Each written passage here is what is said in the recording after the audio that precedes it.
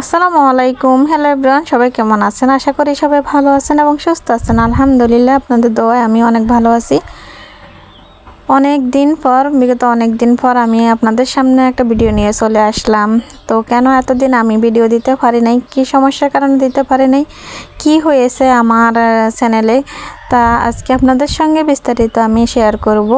আপনারা সবাই ধৈর্য সহকারে আমার সম্পূর্ণ ভিডিওটা দেখতে থাকেন আর আমার সাথে কি ঘটেছিল তা আপনাদের সাথে শেয়ার করব। আপনারা সবাই ধৈর্য সহকারে আমার ভিডিওটা দেখতে থাকবেন। আর আপনারা সম্পূর্ণ ভিডিওটা যদি না দেখে থাকেন তাহলে আমার চ্যানেলে কি হয়েছে তা আপনারা কেউ জানতে পারবেন না। তো আপনাদের সবাই সুবিধার্থে আমি আজকে এই কথাগুলো বলা, যেহেতু আমার সাথে এগুলো ঘটছে, হয়তো আপনাদের সাথে এমনটাই হতে পারে। যাই হোক, আপনারা আমার সম্পূর্ণ ভিডিওটা ধৈর্য সহকারে দেখতে থাকেন। তো এখন বাজে প্রায় সকাল 8টা। আমি ঘুম থেকে উঠে 8টার আগ দিয়ে উঠলাম। ওঠার পরে আমি একটু কাজকামগুলো করলাম। তারপরে আমি এখন এই যে আমাদের মোরগ হাঁস যে পালি ওইগুলার খড়ের উপরে দেখে আমাদের একটা গাছ আছে, এই গাছটা থেকে অনেকগুলো ফুল ধরছে, এখন অনেকগুলো ফুল ফুটতেছে। এগুলার স্মেলটা এতটা সুন্দর, মানে বলে বোঝাতে পারবো না। কি সুন্দর মতো দেখেন, ফুলগুলো জোরে জোরে পড়ে আছে, দেখে তো আমার কাছে অনেক বেশি ভালো লাগতেছে। আমি ভাবলাম যে এগুলা দিয়ে আমি হয়তো বা মালা গাঁথবো। তো মালা গাঁথলে কিন্তু বেশিক্ষণ থাকবে না। তো এখন আমি এগুলাকে দেখে আমি এখন মানে করতেছি, স্মেলটা এত সুন্দর লাগতেছে বলার বাহিরে। যাই হোক, আজকে আপনাদের সাথে আমি কিছু কথা শেয়ার করব। কেন আমি এতদিন ভিডিও দিতে পারি নাই, কি সমস্যা হয়েছিল। আমি যে ভিডিও দিয়েছিলাম কিন্তু ওগুলাতে আমি কোনো রকম হয়তো বা দিছিলাম চ্যানেলে, যেন কোনো সমস্যা না হয়, যেন ওয়াচ টাইমটা কেটে না নেয় অথবা ভিডিও রিচ যেন না কমে।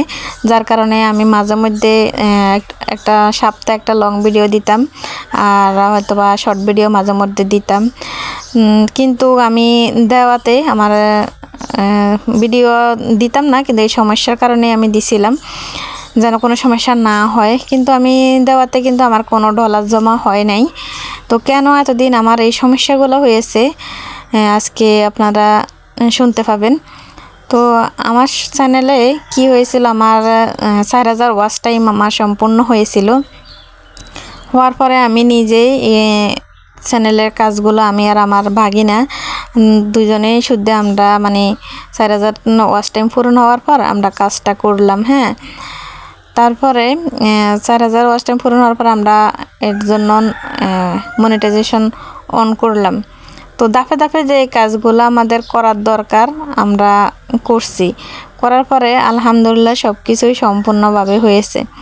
হ্যাঁ, হওয়ার পরে আমি ধরেন সব ধাপ আমার হয়ে গেছে। এখন আমার গুগল থেকে একটা মেসেজ আসবে, তারপরে আমাকে গুগল অ্যাডসেন্সের জন্য আবেদন করতে বলবে।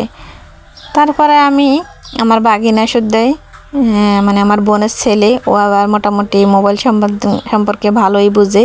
আমি কিন্তু এতটা বুঝি না, চ্যানেল খুলছি ঠিকই কিন্তু আমি ভিডিও দিই এতটুকুই, কিন্তু আমি এতটা বেশি কিছু বুঝি না। ও সব কিছু বুঝে। তো কোনো সমস্যা হলে আমি ওকে বলি যে এই সমস্যাটা হয়েছে, ওই সলভ করে দেয়। তারপরে হচ্ছে আমি যখন গুগল অ্যাডসেন্সের জন্য আমি আবেদন, মনিটাইজেশন তো অন হয়েছে, অন হওয়ার পরে যখন গুগল অ্যাডসেন্সের জন্য আমি আবেদন করছিলাম, তখন হচ্ছে কি আমি আমার বাগিনা সব কিছুই মানে ওকে করে দিছে। করে দেওয়ার পরে ওই যে আইডেন্টি কার্ডটা লাগে, ওই আইডেন্টি কার্ডটার কারণে আমি ওই আইডেন্টি কার্ডটা সরাসরি ইয়েতে দিচ্ছিলাম। হ্যাঁ, দেওয়ার পরে কি হয়েছিল, আমার এই কার্ডটা নিতেছে না। পরে আমি আরেকদিন দিছিলাম, মানে ওই একসাথে আমি 4বার দিছিলাম। আজকে এখন দিছি, ট্রাই করছি, হয় নাই, পরে আবার দিছি, মানে এভাবে করতে করতে আমি 4বার দিয়ে ফেলছি। কিন্তু আমার বাগিনা বলছিল যে আন্টি 3বার হয়ে গেছে, আর একবার দিলে কিন্তু আপনার মনিটাইজেশন অফ করে দিবে। তা আমি ভাবলাম যে হয়তো এবার একদম পারফেক্টভাবে দিব। আমি ভাবলাম যে হয়তো কোনো ভুল হয়েছে কি না, হয়তো স্পষ্ট ধরা যায় না, অথবা স্পষ্ট হয় নাই, যার কারণে হয়তো বা কাজটা হয় নাই। পরবর্তীতে আমি 4বার রক্তে আমি স্পষ্টভাবে ছবিগুলো উঠিয়ে আইডেন্টি কার্ডের দিছিলাম, তারপরও ওরা অ্যালাউ করে নাই। না করার কারণে ওরা আমার মানে মনিটাইজেশন অফ করে দিছে, অথবা চ্যানেলটা ডিজেবল হয়ে গেছে। এখন আমি কি করব, আমার তো মানে পুরো মাথাটা তো একদম খারাপ হয়ে গেছে। যদি বিশ্বাস করেন, আমার কাছে এত কষ্ট লাগছে আর এত খারাপ লাগছে মানে বলার মতো না। মানে এত কষ্টের এতটা বছর, 1.5 বছর, আমি 1.5 বছর বেশি হয়ে গেছে এখন বর্তমানে আমি কাজ করলাম এই চ্যানেলের মধ্যে। একটা ভিডিও দেওয়া আর ভিডিও করা এতটা সহজ না, যারা ইউটিউবিং করে তারাই বোঝে। যাই হোক, আমার কাছে এত খারাপ লাগছে যে এত কষ্ট করে আমি এত দূর পার হয়ে আসছি, আর এখন লাস্টে গিয়ে বুঝে আমার চ্যানেলটা শেষ হয়ে যাবে। তো মানে খারাপ লাগার পর আমি এখন কি করব এই মুহূর্তে। তো সেই ঘটনাটা আমার সাথে ঘটছিল রমজান অথবা রমজানের আগ দিয়ে। তারপরে হচ্ছে রমজানের আগ দিয়ে এটা হয়েছিল, আমার হাতও কোনো টাকা পয়সা ছিল না। তো এমন অবস্থায় এই কাজটা হয়েছে। আচ্ছা, টাকা পয়সাটা বড় বিষয় না, বড় বিষয় হচ্ছে আমি এই কাজটা কার হাতে করাবো। লাস্ট পর্যায়ে আমার বাগিনা আর মানে এই কাজটা করতে পারতেছে না। যে সমস্যাটা হয়েছে এই সমস্যাটা ও আর সলভ করতে পারতেছে না। তারপরে হয়েছে কি, এখন আমি কার হাতে করাবো, আমার আর এই মানে এই সমস্যাগুলা যে হয়েছে এগুলা সমাধান করার মতো যারা ব্লগিং করে তারাই পারবে। কিন্তু আমাদের এখানে তেমন কোনো লোক নাই যে তারা ব্লগিং করে, কিন্তু হয়তো বা আছে, কিন্তু আমার আশেপাশে কেউ নাই, আমার দেখা শোনা মাত্র কেউই নেই যে যারা এই কাজগুলো করতে পারবে। তো আমি প্রতিদিন কি করতাম, অনবরত অনলাইনে বড় বড় যারা সেলিব্রিটি আছে তাদেরকে কমেন্টস করতাম। তারপরে যারা চ্যানেলের সমস্যা হয়, যারা কাজগুলো করে তাদেরকে কমেন্ট করতাম। কেউ আমার কমেন্টের কিন্তু তেমন একটা উত্তর দিত না। তারপরে অনেকে আবার দিত, তারা বলতো যে তারা এগুলা পারে না অথবা এগুলা করে না, এরকম বিষয়। অনেকের কাছে বললে অনেকে বলে যে আমরা আমাদের এখানে যেমন আমি একজন এই যে কি বলে কি জানি ওটা শিখে আমি ভুলে গেছি এই মুহূর্তে নামটা। তো তাকেও বললাম, সে বলতেছে তাদের এখানে ভর্তি হতে হবে। তারপরে এই যে ইমরান বিপি, আপনারা দেখতে অনেকে তাকে ব্লগ দেখেন অথবা দেখেন, ওদেরকেও আমি নক করছিলাম, ওরাও আমাকে এটাতে সাড়া দেয় নাই। অনেককে বলছিলাম, আর একটা লোককে আমি সেই ছেলেকে ব্লগ করে, তো সে আবার চ্যানেল সম্পর্কে মোটামুটি বুঝে, তাকেও বললাম।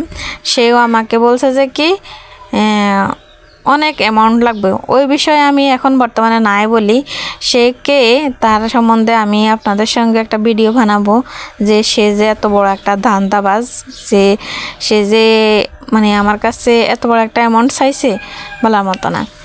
তারপরে আমি কি করব, অনেকের কাছে আমি এইভাবে শুধু কমেন্টস করি, কারোর সাড়া পাই না, এরকম যেতে যেতে আমার প্রায় 1 মাস হয়ে গেছে।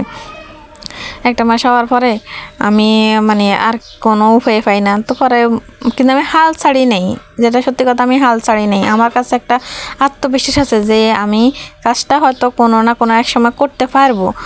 তো তারপরে হচ্ছে গিয়ে আমি কি করলাম, একটা ভাইয়ার চ্যানেলে গিয়ে আমি কমেন্টস করলাম, ভাইয়া প্লিজ আমার চ্যানেলে এই সমস্যাটা হয়েছে, যদি আপনি আমার কাজে যদি একটু সাহায্য করতে পারেন। তো ভাইয়া কিন্তু চ্যানেলের কোনো সমস্যা হলে ও কিন্তু এই কাজগুলোই সমাধান করে দেয়। তো আপনারা হয়তো ভাইয়াকে দেখলে অথবা যদি ভাইয়ার নাম হচ্ছে, চ্যানেলের নাম হচ্ছে যে তন্ময় ভাইয়া চ্যানেলের নাম। তো ভাইয়ার নামই হচ্ছে মনে হয় তন্ময়, আর হয়তো চ্যানেলের নামে যত সম্ভব এটাই দিছে। তো ভাইয়াকে আমি পরে কমেন্টস করেছিলাম, ভাইয়া আমার চ্যানেলে এমনি এই সমস্যাটা হয়েছে। পরে ভাইয়া আমাকে বলছিল আপনি আমাকে পেজে নক দেন। পরে আমি তার পেজে গিয়ে নক দিছি, আর ভাইয়া আমাকে মেসেঞ্জারে নক দিছিল। দেওয়ার পরে ভাইয়াকে বললাম, ভাইয়া আপনার সাথে আমার একটু কথা আছে, আপনি যদি আমাকে একটু হেল্প করেন, আপনার নাম্বারটা যদি আমাকে একটু দেন। তারপরে ভাইয়া আমাকে নাম্বার দিছিল, দেওয়ার পর আমি হোয়াটসঅ্যাপে সেভ করলাম। তো ভাইয়াকে আমি বিস্তারিত সব কিছু বললাম। বলার পরে ভাইয়া আমার সব কিছু শোনার পরে ভাইয়া বলছে যে হ্যাঁ আমি পারবো, সমস্যা নেই। তো তারপরে আমি ভাইয়ের সাথে পারবো বলছি, পরে ভাইয়ের সাথে সাথে সাথে আমি যোগাযোগ করে নেই। কয়েকদিন পরে ভাইয়াকে আমি আবার নক করলাম যে ভাইয়া আমার কাজটা যদি একটু করে দেন। তারপরে ভাইয়া আমাকে কাজটা একদিন ফোন দিছিল, হ্যাঁ আচ্ছা ঠিক আছে আপু, আপনার এই কাগজগুলো লাগবে, আপনি এইগুলো আমাকে দেন, দিলে আমি আপনার কাজগুলো করে দিব। তারপরে আমি আজ থেকে আরও এক সপ্তাহ আগে ভাইয়াকে আমার সব ডিটেলসগুলো দিলাম। দেওয়ার পরে যা যা প্রয়োজন সব কিছু দেওয়ার পরে ভাইয়া আমাকে কাজটা করে দিছিল। মানে ওই দিনকে ভাইয়া মানে একটা কাজ করছিল, করার পরে ভাইয়া করলো, মানে একটা ইমেল আসছিল, ইমেল আসার ভাইয়াকে আমি নাম্বার দিছি। তারপরে ভাইয়া আমাকে বলছিল আপনার একটু সময় লাগবে, আমাকে একটু সময় দিতে হবে, আমি আপনার কাজটা আস্তে আস্তে করে দেব। তারপর আমি বলছি ওকে ফাইন, কোনো সমস্যা নেই ভাইয়া, আপনি আমার যখনই পারেন তখনই আপনি আমার কাজটা করে দেন, আমি আপনার উপরে অনেক ভরসা করে আছি। তারপরে ভাইয়া বলছিল আপনি কোনো টেনশন করবেন না, আমি আপনাকে কাজটা করে দেব। যাই হোক, আল্লাহ মানে মনে হয় যে কি একটা ফেরেস্তার মতো একটা লোক ফাটিয়ে দিছে, যাক আমি তার কারোর কিন্তু আমি সাড়া পাই নাই, কিন্তু ভাইয়া আমাকে সাড়া দিছিল। তারপরে ভাইয়া আমাকে ভরসা দিছিল আপনি কোনো টেনশন করবেন না। পরে আমি কি করলাম, ভাইয়ার আশায় অপেক্ষায় আছি। তারপরে যাই হোক শেষমেশ ভাইয়া আমার কাজটা করে দিছে, সাকসেস হয়েছে। আজকে ভাইয়া আমার কাজটা করে দিছিল, করে দেওয়ার পরে ভাইয়া বলছিল আপনার কাজটা ডান, এখন আর মাত্র বাকি রয়েছে গুগল অ্যাডসেন্সটা আমার হাতে আসার। তো আমি অপেক্ষায় আছি কখন আসবে। যাই হোক ভাইয়া আমার এত বড় একটা উপকার করে দিছে, কিছু কিছু লোককে টাকা দিয়েও পাওয়া যায় না, হ্যাঁ টাকা দিয়েও পাওয়া যায় না, কিন্তু ভাইয়া আমার এত বড় কাজটা করে দিছে। আমি ভাইয়াকে ধন্যবাদ দিয়ে ছোট করব না, যদি বিশ্বাস করেন। ভাইয়া যদি আমার ভিডিওটা দেখে থাকেন, ভাইয়া আপনাকে অনেক অনেক ভালোবাসা, আপনার প্রতি অনেক অনেক ভালোবাসা রইল। আপনাকে ধন্যবাদ দিল আমার কাছে মনে হয় যে ছোট হয়ে যায়। যাই হোক, আপনার প্রতি অনেক অনেক দোয়া আর ভালোবাসা রইল আপনি আমাকে কাজের হেল্পটা করার জন্য। তো ভাইয়ার চ্যানেলের নাম হচ্ছে তন্ময়, হ্যাঁ তন্ময় সাথে জানি কি একটা নাম আছে। তো তন্ময় দিলে সার্চ দিলে চলে যাবে।